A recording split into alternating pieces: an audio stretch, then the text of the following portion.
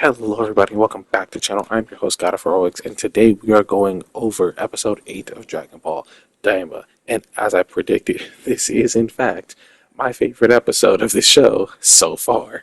And I am so excited to really get into it, though it is kind of difficult to really go over the episode the way I go over all the other episodes because I am not really giving like a one-to-one review of what happens in the fight scenes. I'm just sort of explaining them, but it is one of my favorite episodes. In fact, no, my absolute favorite episode. So anyway, like the video, subscribe to the page, hit that notification bell if you like these kind of videos or any other kind of videos that I make on this channel. And if you have suggestions of other content or how to improve the content, please let me know in the comments down below. I'm trying to hit 500 by the end of the year, so please help me out. I'm already halfway there. So, real quick, before we get started, I was asked by a friend when we were streaming, or like what yesterday, or the day before. It was the other day when we were streaming, doing our lockout challenge. Please go check that out, twitch.tv/God of Heroics. And he asked me why during my Daima reviews I just put the gameplay and I don't put any visuals from the actual episodes. Now, the reason I do this is because I actually had another series of videos that was going on where I would do reviews or I would talk about different things in anime, like talk about their power systems, how to improve those power systems, or I would talk about, like different characters in the shows or explaining how things work in different anime. And I did use I didn't even use like full scenes or anything. I would have like little 2 3 second gifs, and that was just rare. And then most times I would just have screenshots from the animes or even just fan art. And a lot of my videos got flagged and got reported and got copyright strikes and stuff like that. So just to make sure I don't get any of that on this channel, I just don't include that stuff because apparently this whole fair use clause that I try to stay within just doesn't work out for me. So until I can really get that under control, I'm just gonna avoid it altogether.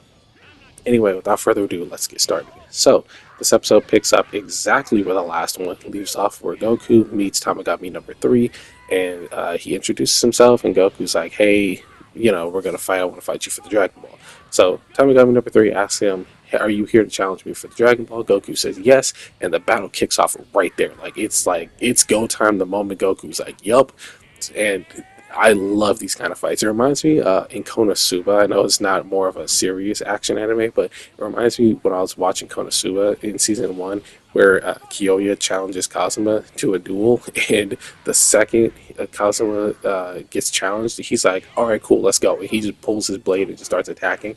I love it. Like the battle just starts instantly, and Goku's power pole is holding up against this Tamagami's giant ass warhammer, and honestly, it's really cool. It's like the battle plays out the way like Souls players imagine our fights go, and it's so awesome. Like Goku's, using just straight martial arts, and so is the Tamagami. He's just swinging the hammer. He's doing his maneuvers and shit. And the dude is fast as hell. He's giant, but he is fast as hell. And I love this because this gives me hope for giant characters in Sparking Zero.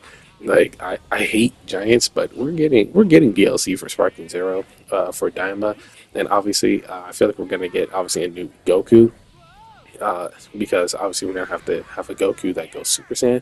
So it's probably gonna be a Goku that doesn't use his power pole, or he's gonna use his power pole, and he's probably just gonna have a slightly different style from the Goku we have currently. He's probably gonna use more Ki Blast and stuff like that, and he's gonna have a little bit of some different moves here and there.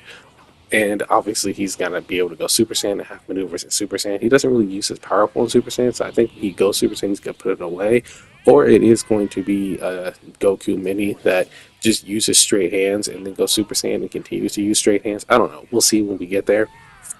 Um, but anyway, it gives me hope seeing that we're gonna. I really do believe we're gonna get Tamagami number 3, probably 2 and 1 as well. So I'm looking forward to that. Anyway, this battle was really amazing. It was on go the whole time. Goku was fighting, he was fighting, and he was keeping up with the hammer. And I think I mapped out what the Tamagami's magic is, and I'm pretty sure Goku figured it out as well. It seems like he can control like the force that that he pushes onto his hammer. I think it has to be specifically on his hammer, otherwise he probably would have used it on Goku. But kind of like how Pain has like almighty push and universal pull. It looked like he had something similar to that. Like he threw the hammer and Goku like kind of deflected it, I think, and then Tamagami like no, Goku dodged it. Sorry, he quick dodged it and dashed in towards the Tamagami because he threw his weapon and now he's open, and he like kind of used like like how Thor's hammer works, or it comes back to him. But yeah, so that was interesting. The Goku like jumps back and rides the hammer all the way back to him. They start throwing hands again. It's really cool. There's a moment where he throws the hammer at Goku, and Goku presses it with the power pole. He's holding it back, and then he just puts his hand up and puts more force into it, like pushing it forward. So I think that is kind of like what his magic is. It's sort of like a polarity thing where it's like a push and pull because he was just adding more push to it. Also, with the Tamagami's can use ki that happened in the fight. Goku was fighting him. He started shooting like ki blast, and Goku was dodging him. And he was throwing his own back, and the Tamagami also powered up, kind of like full power Jiren. That's what it gave me the vibes of, where he just like it has like this red aura and like a red hue to his body. And he's super buff. The Tamagami kind of did that. And he had like this red aura on him. It was really cool. Like it looked like the metal on his body was heating up, and that is freaking awesome. It looked really good. Anyway, Goku goes Super Saiyan and to basically destroy the hammer, and they just start going at it. It's like God, the fight was so beautiful. Please go watch this episode. Anyway, it ends with a classic beam struggle. Well, not even really a struggle, to be honest. Once I saw the shape of their beams, I knew it was going to happen. Tamagami shoots this giant red beam, and Goku shoots a Kamehameha, and honestly, I love this because when Goku started charging the Kamehameha, the Tamagami looked like, oh shit, I need to counter. And he started charging his own blast, and Goku's Kamehameha was like an arrow shape. So in my head, I'm like, yeah, that's just gonna puncture right through. And I was correct; it punctured right through the Tamagami's blast, and dude caught it, and it dragged all the way down the battlefield into the mountains, and he was holding on to it. And he threw it up in the air, and it exploded. I'm sitting here like, dude, if you had tried to eat that, you would have died. But and then he's sitting there, with his hands up because he just threw it up in the air, and Goku just beams him in the chest with a like elbow strike, and I'm just sitting there like, yeah, fights ain't done, bro. Like you got rid of the Kamehameha, but Goku right there, and Goku's like, all right, let's keep going. He's like, nah, bro, you won, you got that. He said, you got that, fam. We got to do one more challenge to so you can get the Dragon Ball. And he does like the classic thing with the multiple cups, and he puts the Dragon Ball in one cup and switches them around a lot. He's like, all right, where's the Dragon Ball? And I knew this. Goku knew this. Goku's like, oh, it's over there. He's like, which cup? He's like, it's not in the cup. It's back there. And he points straight to it. It's floating over some old dude's head. And he's like, yeah, you threw that while you were mixing up the cups. I caught that. Even like Pansy didn't see it. Glorio didn't see it. Shin said he kept up with it for a short time, but he lost track of it. So I knew. I knew. I didn't know it was like behind Goku. I just knew it wasn't in the cup. But yeah, no, that was cool. I liked it. Anyway, so Goku got the Dragon Ball. They take it and they're on their way to the second demon realm, second demon world, going to head towards Warp Sama.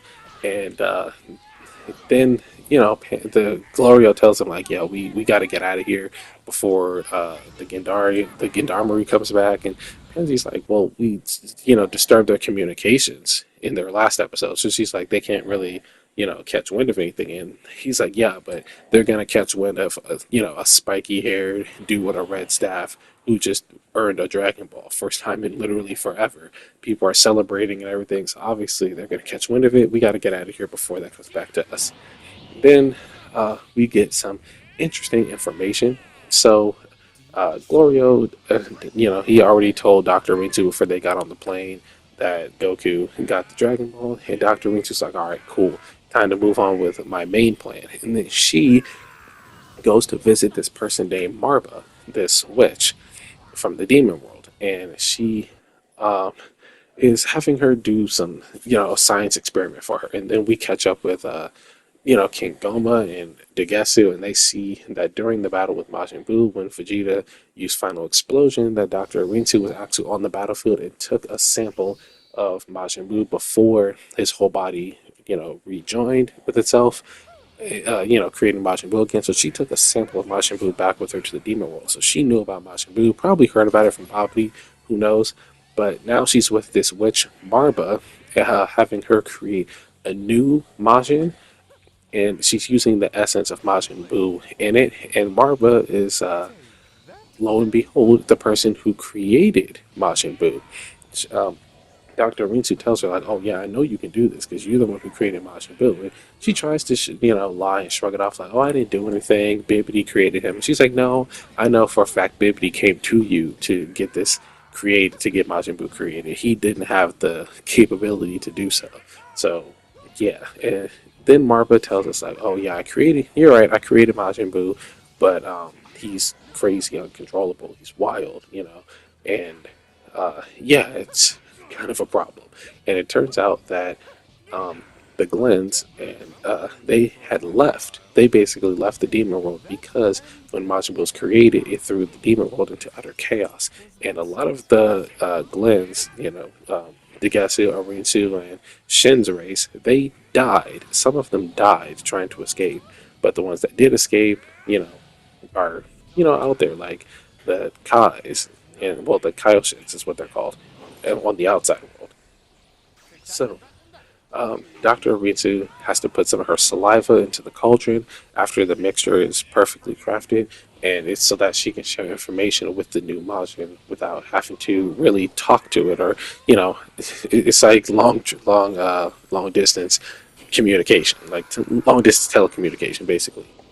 But I don't think this is just going to be for the sake of communication. I think it's also going to be for control, because as they stated, Boo was uncontrollable, and even to Bobbity, who was allegedly controlling him, is uncontrollable. But I think with some of Rinsu's essence mixed in with Boo's essence and whatever else was used to create this Majin, that it's going to give Rinsu some kind of control, or more control over this new Majin than what Bobbity had. And pretty much that's all of that situation. Then we catch up with Hibis and Kinkaiden and Vegeta and all them. Hibis calls Kinkaiden and gets the news that Goku, defeated the Tamagami, and their kingdom is literally having a whole celebration, which is fast. It's like they just heard about this. So Hibis and them get the blessing to basically go have a little celebration of their own, stay at a hotel before heading to the second demon world to catch up with Goku and friends. And yeah, that's pretty much the episode. Vegeta does ask Hypus, like, oh, so you guys have Dragon Balls too? And, and then he asks Hypus, like, how do they work? And Hypus is like, well, you're not even a royal, so you shouldn't really be demanding information like that. And then he asks nicely, oh, could you please tell me more about it? That's pretty much how the episode ends. So we're going to get some information next episode, a lot of exposition probably regarding the Dragon Balls, and probably more of Rinsu's plan. We probably will or will not see the Majin for this episode or another 2 episodes, who knows. But that's pretty much it, and that's basically going to do it for me. That's pretty much going to do it for the whole video. So like to subscribe to the page, hit that notification bell so you can be notified to all future uploads, and I will see you guys in the next video. Peace.